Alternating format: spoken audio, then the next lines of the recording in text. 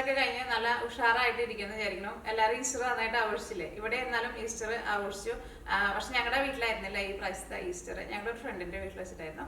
പക്ഷെ ഇതായിരുന്നു, പോട്ടിലൊക്കെ ആയിരുന്നു. അപ്പോൾ ഞാൻ കൊണ്ടുപോയിട്ടുണ്ടായിരുന്നത് ബീഫ് കട്ട്ലേറ്റും പിന്നെ ഫ്രൈഡ് റൈസും ആയിരുന്നു. നല്ല പരിപാടിയായിരുന്നു. ഇന്നലെ വൈകിട്ടായിരുന്നു ഞങ്ങൾ സെലിബ്രേറ്റ് ചെയ്തത്.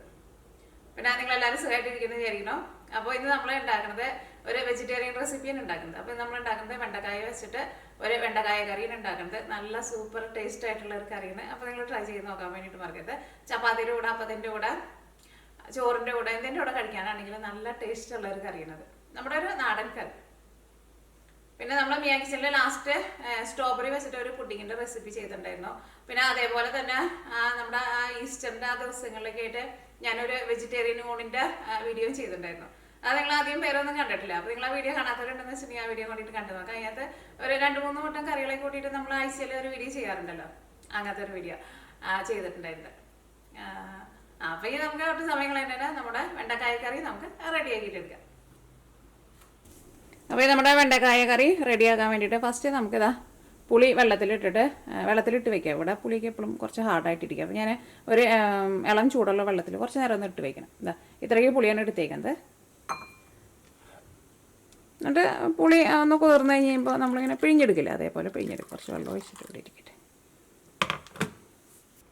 അപ്പോൾ ഈ നമ്മുടെ വെണ്ടക്കായ കറി റെഡിയാക്കാൻ വേണ്ടിയിട്ട് ഞാനിവിടെ ഇതാ നോക്കിയേ ഒരു 300 ഗ്രാം വെണ്ടക്കായ എടുത്തിട്ടുണ്ട്. ഈ വെണ്ടക്കായ നമുക്ക് കുറച്ച് വലിയ പീസായിട്ടൊന്ന് കട്ട് ചെയ്തിട്ട് എടുക്കണം.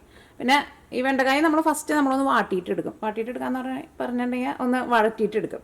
അങ്ങനെ വഴറ്റിയെടുക്കുന്ന സമയത്ത് ഈ വെണ്ടക്കായയുടെ കൂടെ ചേർക്കാൻ വേണ്ടിയിട്ട് ഇതാ പച്ചമുളക്, അത് നിങ്ങളുടെ എരിവിനനുസരിച്ചിട്ട് എടുക്കുക.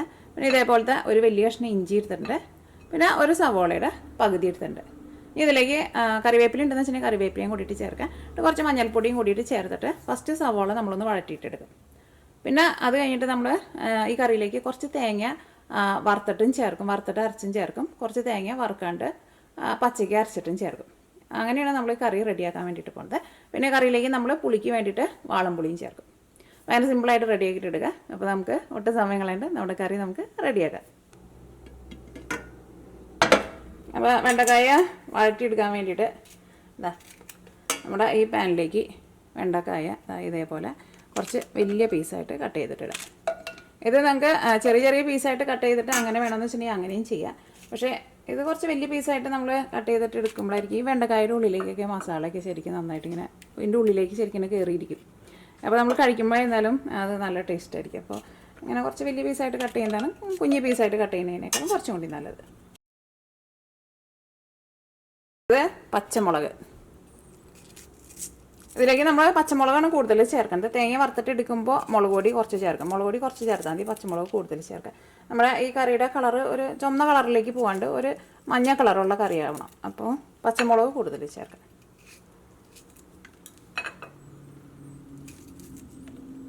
അപ്പോൾ ഇതങ്ങോട്ട് വഴറ്റാൻ വേണ്ടിയിട്ട് വെച്ച് കഴിഞ്ഞിട്ട് നമുക്ക് ഇതിലേക്കുള്ള തേങ്ങ വറുത്തെടുക്കാം. അപ്പോൾ നമുക്ക് പെട്ടെന്ന് നമ്മുടെ കറി റെഡിയായി കിട്ടും. കാരണം ഇത് വഴന്നു വരുന്ന നേരം കൊണ്ട് നമുക്ക് നമ്മുടെ തേങ്ങ വറുത്തെടുക്കാൻ വേണ്ടിയിട്ട് പറ്റും. ഇനി ഇഞ്ചി ഒന്നല്ലെങ്കിൽ ചതച്ചിട്ട് ചേർക്കുക, അല്ലെങ്കിൽ ഇതേപോലെ ഇങ്ങനെ ചെറുതായിട്ട് ഇങ്ങനെ കനം കുറച്ചിട്ട് കട്ട് ചെയ്തിട്ട് ഇങ്ങനെ ചേർക്കാം.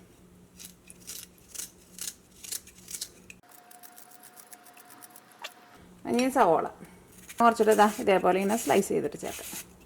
ഇനിയിപ്പോൾ സവോളയ്ക്ക് പകരം ചുവന്നുള്ളി എന്ന് വെച്ചിട്ടുണ്ടെങ്കിൽ ചുവന്നുള്ളി ചേർത്താലും കുഴപ്പമില്ല. ഇതിലേക്ക് കറിവേപ്പില ചേർക്കുക. എൻ്റെ അടുത്ത് അധികം കറിവേപ്പിലയില്ല, നിങ്ങളുടെ അടുത്ത് കറിവേപ്പിലേക്ക് ഉണ്ടെന്ന് വെച്ചിട്ടുണ്ടെങ്കിൽ കുറച്ച് നന്നായിട്ട് ചേർത്തോ. ഒരു 1/4 ടേബിൾ സ്പൂൺ മഞ്ഞൾപ്പൊടിയും ചേർക്കാം. ഇത് വഴറ്റിയെടുക്കാൻ വേണ്ടിയിട്ട് അതിലേക്ക് ഓയിൽ ചേർക്കാം. ഇത് വെളിച്ചെണ്ണ കേട്ടോ, അവിടെ തണുപ്പായതുകൊണ്ടാണ് വെളിച്ചെണ്ണ ഇരിക്കുന്നത്, കട്ട പിടിച്ചിട്ടിരിക്കുന്നത്. അത് വഴന്നു വരാൻ ആവശ്യത്തിനുള്ള ഓയിൽ ചേർക്കാം. അപ്പോൾ നമ്മുടെ വെണ്ടക്കായൊക്കെ നന്നായിട്ട് ചൂടായിട്ടുണ്ട്. ഇനി നമുക്കൊരു മീഡിയം ഫ്ലെയിമിൽ വയ്ക്കാം. ഇതിലേക്ക് നമുക്ക് ആവശ്യത്തിന് ഉപ്പും കൂടിയിട്ട് ചേർക്കാം. എന്നിട്ട് ഒരു മീഡിയം ഫ്ലെയിമിൽ ഇട്ടിട്ട് ഇത് നന്നായിട്ടൊന്ന് വഴറ്റിയിട്ട് എടുക്കാം. അപ്പോൾ ഇത് വഴന്നു വന്ന സമയം കൊണ്ട് നമുക്ക് ഇതിലേക്കുള്ള തേങ്ങ വറുത്തെടുക്കാം. ഇനി നമുക്ക് തേങ്ങ വറുത്തെടുക്കാൻ വേണ്ടിയിട്ട് ഒരു പാൻ വെച്ചിട്ട് ചൂടാക്കാം. അപ്പോൾ ഞാൻ ഇതിലേക്ക് മുഴുവനായിട്ടുള്ള മല്ലിയാണ് ചേർക്കുന്നത്. മല്ലിപ്പൊടിയായിട്ടാണ് ചേർക്കുന്നതെന്ന് വെച്ചിട്ടുണ്ടെങ്കിൽ ഇപ്പം ചേർക്കണ്ട കേട്ടോ. അപ്പോൾ മുഴുവനായിട്ടുള്ള മല്ലി ആയതുകൊണ്ടാണ് ഞാനിപ്പോൾ ആദ്യം ചേർക്കാൻ വേണ്ടിയിട്ട് പോകുന്നത്. പൊടിയാണെന്ന് വെച്ചിട്ടുണ്ടെങ്കിൽ ചേർക്കേണ്ട സമയമാകുമ്പോൾ ഞാൻ പറയാം കേട്ടോ. കാരണം പൊടിയാണെന്ന് വെച്ചിട്ടുണ്ടെങ്കിൽ നമ്മളിപ്പോൾ ചേർത്തിട്ടുണ്ടെന്ന് വെച്ചിട്ടുണ്ടെങ്കിൽ പൊടി കരിഞ്ഞു പോകുമല്ലോ. ഇത് മുഴുവനായിട്ടുള്ള മല്ലി ഇതാ ഇതേപോലെ ഇങ്ങനെ ടേബിൾ സ്പൂണിൽ നിറച്ചെടുത്തിട്ടുണ്ട്. ഒരു 2 ടേബിൾ സ്പൂൺ മല്ലിപ്പൊടി ആയിട്ടാണ് ചേർക്കണമെന്ന് വെച്ചിട്ടുണ്ടെങ്കിൽ നിങ്ങൾ 1 ടേബിൾ സ്പൂൺ മല്ലിപ്പൊടി ചേർത്താൽ മതി. അതിപ്പോൾ ചേർക്കണ്ട. ഞാൻ അടുത്തത് നമ്മൾ ചേർക്കുന്നത് പെരിഞ്ജീരകമാണ് ചേർക്കുന്നത്. പെരിഞ്ജീരകം എന്ന് വെച്ചിട്ടുണ്ടെങ്കിൽ വലിയ ടൈപ്പ് ജീരകമില്ലേ, ആ ജീരകം എന്താ ഇത്രയ്ക്ക് എടുത്തിട്ടുണ്ട് ടേബിൾ സ്പൂണിൽ. ഏകദേശം ഒരു 1/2 ടേബിൾ സ്പൂൺ ഉണ്ടാവും. എന്താ ഇതും കൂടിയിട്ട് അതിലേക്ക് ചേർക്കാം. അതേപോലെ തന്നെ ഇതാ കുറച്ച് കുരുമുളക് എടുത്തിട്ടുണ്ട്. ഇതിപ്പോൾ എത്ര കുരുമുളക് എണ്ണ നോക്കിയിട്ടുണ്ടെന്ന് വെച്ചിട്ടുണ്ടെങ്കിൽ ഒരു 10 കുരുമുളക് ഉണ്ടാവും. ഇതാ അതുപോലെ തന്നെ 2 നുള്ളു ഉലുവ, ഇതാ 1 നുള്ളും കൂടി ചേർക്കാം. ഉലുവ ഒരുപാട് ചേർക്കരുത്, കുറേ ചേർത്തിട്ടുണ്ടെന്ന് വെച്ചിട്ടുണ്ടെങ്കിൽ ഒരു കയ്പ്പ് വരുമല്ലോ. ഇനി നമുക്ക് തീ ഓണാക്കാം. ഇതെല്ലാം കൂടിയിട്ട് ഫസ്റ്റ് നന്നായിട്ടൊന്ന് ചൂടാക്കാം. ഇത് നന്നായിട്ടൊന്ന് ചൂടായി കഴിയുമ്പോൾ നമുക്ക് ഇതിലേക്ക് തേങ്ങ ചേർക്കാം. അപ്പോൾ നിങ്ങളുടെ അടുത്ത് മുഴുവനായിട്ടുള്ള മല്ലി ഉണ്ടെന്ന് വെച്ചിട്ടുണ്ടെങ്കിൽ മുഴുവനായിട്ടുള്ള മല്ലി തന്നെ ചേർക്കാം. അപ്പോഴായിരിക്കും നമ്മുടെ കറിക്ക് നല്ലൊരു ടേസ്റ്റ് ആക്കി കിട്ടുക. ഈ പൊടിയായിട്ടാണെന്ന് വെച്ചിട്ടുണ്ടെങ്കിൽ പിന്നെ ചേർക്കാം. ഇതിലേക്ക് നമുക്ക് തേങ്ങ ചേർക്കാം. തേങ്ങ ഞാനിവിടെ ഇതേപോലെ ഒരു പിടി, ഒരു 1.5 പിടി. ഇത് മൊരിഞ്ഞ് വരാൻ വേണ്ടിയിട്ട് നമുക്ക് ഇതിലേക്ക് ആവശ്യത്തിന് ഓയിലും ചേർക്കാം. അപ്പോൾ ഞാനിവിടെ വെളിച്ചെണ്ണയാണ് ചേർക്കുന്നത്. അപ്പോൾ നോക്കിക്കേ, നമ്മുടെ വെണ്ടക്കായ ഇപ്പോൾ നന്നായിട്ടൊന്ന് വാടി വന്നിട്ടുണ്ട്. ചെറിയ തീയിൽ തന്നെ ഇങ്ങനെ കിടക്കട്ടെ. ഇതിലേക്ക് ഞാനിവിടെ ഒരു ചുവന്നുള്ളിയും കൂടിയിട്ട് ചേർക്കുന്നുണ്ട്. ചുവന്നുള്ളി നമ്മൾ തേങ്ങ ചേർക്കുന്നതിൻ്റെ ഒപ്പം തന്നെ ചേർക്കാം കേട്ടോ. ഞാനത് ചേർക്കാൻ വേണ്ടിയിട്ട് മറന്നു പോയതാണ്. അപ്പോൾ നല്ല ചെറുതായിട്ട് കട്ട് ചെയ്തിട്ട് ചേർക്കാം. ചുവന്നുള്ളി ഉണ്ടെന്ന് വെച്ചിട്ടുണ്ടെങ്കിൽ ചേർക്കാം. ഇപ്പോൾ തേങ്ങ ചെറുതായിട്ടൊന്ന് മൊരിഞ്ഞു തുടങ്ങിയിട്ടുണ്ട്. ഇനി ഇതിലേക്ക് നമുക്ക് മഞ്ഞൾപ്പൊടി ചേർക്കാം. ഞാനിവിടെ 1/4 ടേബിൾ സ്പൂൺ മഞ്ഞൾപ്പൊടിയാണ് ചേർക്കുന്നത്.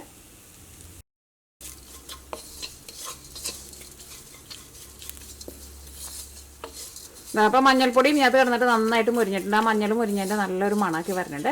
ഇനി ഇതിലേക്ക് മല്ലിപ്പൊടി ചേർക്കുക. അപ്പോൾ നമ്മൾ ഓൾറെഡി മുഴുവനായിട്ടുള്ള മല്ലി ചേർത്തേക്കുന്നത് കൊണ്ട് തന്നെ ഇനി മല്ലിപ്പൊടി ചേർക്കണ്ട.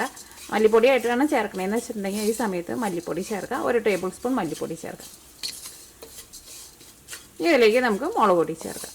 മുളക് പൊടി നമ്മൾ ഏറ്റവും ലാസ്റ്റാണ് ചേർക്കുക. കാരണം മുളക് പൊടി പെട്ടെന്ന് കരിഞ്ഞു പോകും. അപ്പോൾ അതുകൊണ്ട് മസാലപ്പൊടികളിൽ നമ്മൾ ഏറ്റവും ലാസ്റ്റ് ചേർക്കുക. എപ്പോഴും മുളക് പൊടി ചേർക്കാം. മഞ്ഞൾപ്പൊടി അത്യാവശ്യം ഒന്ന് മൊരിഞ്ഞ് വരാൻ വേണ്ടിയിട്ട് നല്ല സമയം എടുക്കും. പിന്നെ മഞ്ഞൾപ്പൊടി അങ്ങനെ കരിഞ്ഞു പോവുകയും ചെയ്യില്ല. അപ്പോൾ അതുകൊണ്ടാണ് നമ്മൾ മസാലപ്പൊടികളൊക്കെ ചേർക്കുമ്പോൾ ഫസ്റ്റ് മഞ്ഞൾപ്പൊടി ചേർക്കുന്നത്. മുളക് പൊടി ഞാൻ ഇതിലേക്ക് 3/4 ടേബിൾ സ്പൂണാണ് ചേർക്കുന്നത്. അല്ലെങ്കിൽ മുളക് പൊടി നിങ്ങളുടെ എരിവിനനുസരിച്ചിട്ട് ചേർത്ത്. മുളക് പൊടിയൊക്കെ ചേർത്ത് കഴിഞ്ഞിട്ടുണ്ടെങ്കിൽ തീ നന്നായിട്ട് കുറച്ച് വയ്ക്കുക, ലോ ഫ്ലെയിമിൽ വയ്ക്കുക. അപ്പോൾ നോക്കിയാൽ ഇതിനകത്ത് ഒട്ടും പുകയൊന്നും വന്നിട്ടില്ല കേട്ടോ. തേങ്ങ വറുത്തിട്ട് എടുക്കുമ്പോൾ അത് പ്രത്യേകം ശ്രദ്ധിക്കുക. പുക കയറിയിട്ടുണ്ടെന്ന് വെച്ചിട്ടുണ്ടെങ്കിൽ ചിലപ്പോൾ നമ്മുടെ കറിക്ക് ഒരു കയ്പ്പരസം വരും. അപ്പോൾ നമ്മുടെ തേങ്ങയ്ക്ക് മുരിഞ്ഞ് നല്ലൊരു കളറായിട്ടുണ്ട്. മുളക് പൊടിയൊക്കെ ഇരുന്നാലും ഇതിൻ്റെ കൂടെ കിടന്നിട്ട് നന്നായിട്ട് മുരിഞ്ഞിട്ടുണ്ട്. തേങ്ങയ്ക്ക് ഇരുന്നാലും നല്ല കിൽക്കട്ടം പോലെ കിളുകുന്നുണ്ട്. ഇനി നമുക്ക് തീ ഓഫ് ചെയ്യാം.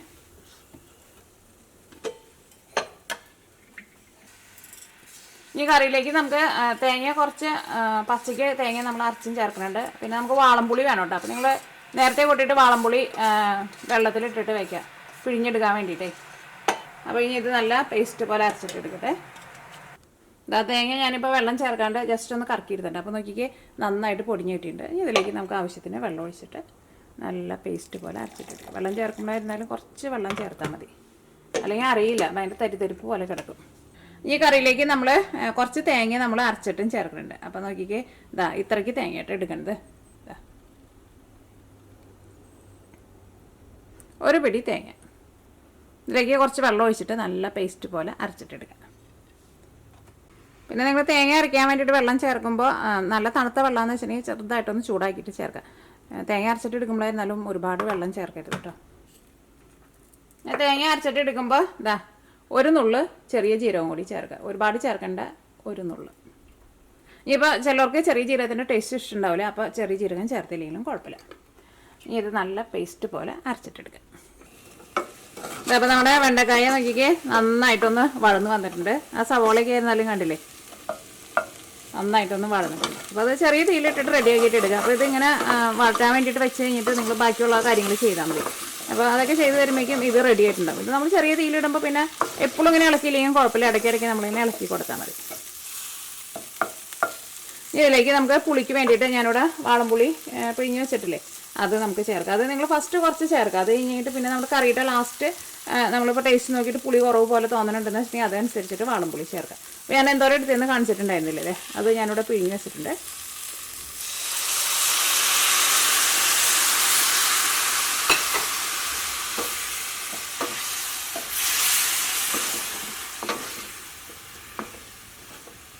ഫസ്റ്റ് ഇതേപോലെ ഈ പുളിയുടെ വെള്ളം ചേർക്കുക. അപ്പോൾ ഈ വെണ്ടക്കായുടെ ഉള്ളിലേക്ക് ആ പുളിയുടെ ടേസ്റ്റൊക്കെ നന്നായിട്ടൊന്ന് പിടിക്കും. ഇതൊരു മീഡിയം ഫ്ലെയിമിൽ വയ്ക്കുക.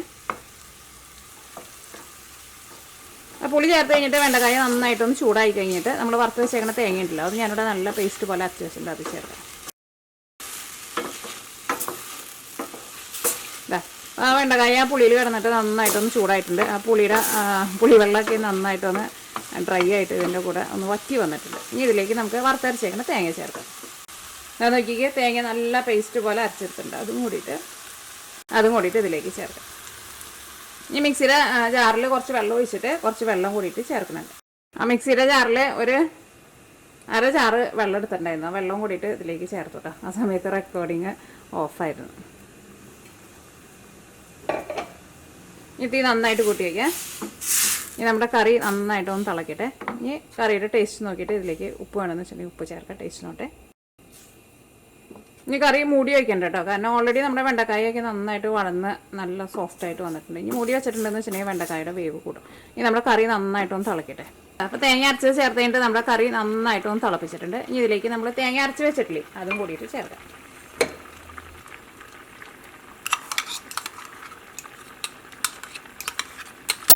ജാറിൽ കുറച്ച് വെള്ളം എടുത്തിട്ട് കുറച്ച് വെള്ളം കൂടിയിട്ട് അതിൻ്റെ കൂടെ ചേർക്കുന്നുണ്ട്. കാരണം ആ ജാറിലേക്ക് കുറച്ച് തേങ്ങ പിടിച്ചിരിക്കുമല്ലോ.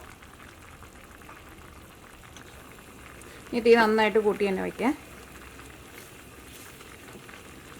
ഈ തേങ്ങ അരച്ച് ചേർത്ത് കഴിഞ്ഞിട്ട് ഒരു 2 മിനിറ്റ് കറി നന്നായിട്ട് തിളച്ച് കഴിഞ്ഞപ്പോൾ തീ ഓഫ് ചെയ്യാം. ആ പച്ച തേങ്ങയുടെ ഒരു പച്ച ടേസ്റ്റ് ഉണ്ടല്ലോ, അതാണ് പോയി കഴിഞ്ഞപ്പോൾ തീ ഓഫ് ചെയ്യാം. ഞാൻ നിങ്ങൾക്ക് പുളി കുറവ് പോലെ തോന്നണുണ്ടെന്ന് വെച്ചിട്ടുണ്ടെങ്കിൽ ഈ സമയത്ത് കുറച്ചും കൂടി പുളിയുടെ വെള്ളം ചേർത്ത് കൊടുക്കുക, കറിയുടെ പുളിക്കനുസരിച്ചിട്ട്. കറി നന്നായിട്ട് ഒന്നുകൂടി ഒന്ന് തിളച്ചോട്ടെ. ഇനി നമുക്ക് തീ ഓഫ് ചെയ്യാം. ഈ കറിയിലേക്ക് നമുക്ക് കടുക് താളിക്കാം. അപ്പോൾ ഈ കറിയിലേക്ക് കടുക് താളിക്കാം. ഒരു ചെറിയ പാൻ വെച്ചിട്ട് ചൂടാക്കുക. അതിലേക്ക് ആവശ്യത്തിന് വെളിച്ചെണ്ണ ചേർക്കുക. നന്നായിട്ട് ചൂടായിട്ടുണ്ട്. ഫസ്റ്റ് കടുക് പൊട്ടിക്കുക. ഒരു 1/2 ടീസ്പൂൺ കടുക്, അല്ലെങ്കിൽ കടുക് നിങ്ങളുടെ ഇഷ്ടത്തിനനുസരിച്ചിട്ട് ചേർക്കാം. എനിക്ക് കടുക് കുറച്ച് ഇഷ്ടമാണ്, ഇച്ചിരി കൂടി കൂടുതൽ ചേർക്കാം. ഇനി ഇതിലേക്ക് വറ്റൽമുളക് ചേർക്കുക. വറ്റൽമുളക് ഇതിൻ്റെ കൂടെ കിടന്നിട്ട് നന്നായിട്ട് മൊരിയണം. ഇത് രണ്ടും കടുകൊന്ന് പൊട്ടി ഉണക്കമുളക് നന്നായിട്ട് മൊരിഞ്ഞ് കഴിഞ്ഞിട്ട് ഇതിലേക്ക് ഉള്ളി ചേർത്താൽ മതി. അല്ലെങ്കിൽ ഉള്ളിയുടെ വെള്ളം കൊണ്ട് നമ്മുടെ മുളക് നമുക്ക് ശരിക്കും മൊരിഞ്ഞ് കിട്ടില്ല. ശരിക്കും വറ്റൽമുളക് നന്നായിട്ട് ഇങ്ങനെ ഒരു കരിഞ്ഞ പോലെ ഇങ്ങനെ വരണം. അപ്പോഴായിരിക്കും നമ്മൾ താളിച്ച് ചേർക്കുമ്പോൾ നല്ലൊരു സ്മെല്ലൊക്കെ ഉണ്ടാവുക. ഉള്ളി ചേർക്കാം. ചുവന്നുള്ളി അല്ലെങ്കിൽ സവോള.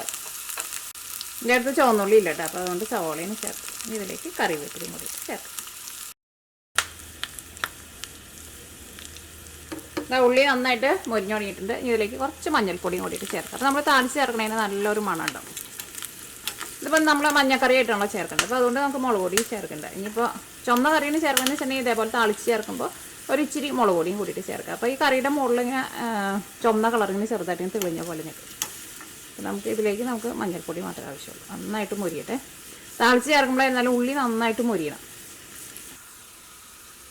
കറി എപ്പോഴും മൂടി വയ്ക്കണം കേട്ടോ, അല്ലെങ്കിൽ കറിയുടെ മണം പോകും.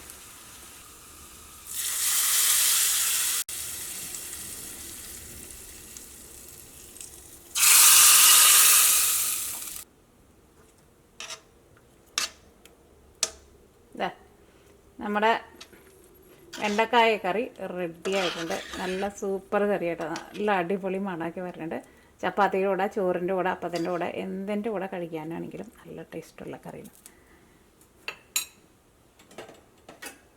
നിങ്ങൾ ആ താളിച്ചൊഴിച്ച വഴിക്ക് തന്നെ ഒരു മിനിറ്റ് ഒന്ന് മൂടി വയ്ക്കണം കേട്ടോ. ഞാൻ ജസ്റ്റ് വീഡിയോയിൽ കാണിക്കാൻ വേണ്ടിയിട്ട് ആ സമയത്ത് മൂടി വെച്ചിട്ടുണ്ടായിരുന്നില്ല. അപ്പോൾ ആ താളിച്ച് ചേർത്തേണ്ട നല്ല സ്മെല്ലൊക്കെ നമ്മുടെ കറിയുടെ ഉള്ളിൽ തന്നെ നിൽക്കാതെ കഴിഞ്ഞിട്ട് തുറന്നിട്ട് ഇളക്കിയാൽ മതി.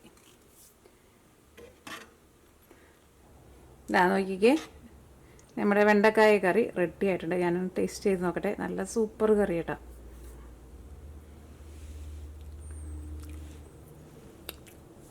അടിപൊളി കറി. പുളിക്ക് നല്ല കറക്റ്റ് ഭാഗമായിട്ടുണ്ട്. ഒരു ചെറുതായിട്ടൊരു പുളിയുണ്ട്, അത് നല്ലതാണ്. ടേസ്റ്റാണ് കറിക്ക്, നല്ല ടേസ്റ്റുള്ള കറിയാണ്. സൂപ്പർ. അപ്പോൾ നിങ്ങൾ ട്രൈ ചെയ്ത് നോക്കാം. ട്രൈ ചെയ്ത് നോക്കിയിട്ട് ഫീഡ്ബാക്ക് പറയാൻ വേണ്ടിയിട്ട് മറക്കരുത്. മൂടി വയ്ക്കിട്ട് ചോറിൻ്റെ കൂടെ കഴിക്കാനെടുക്കാം.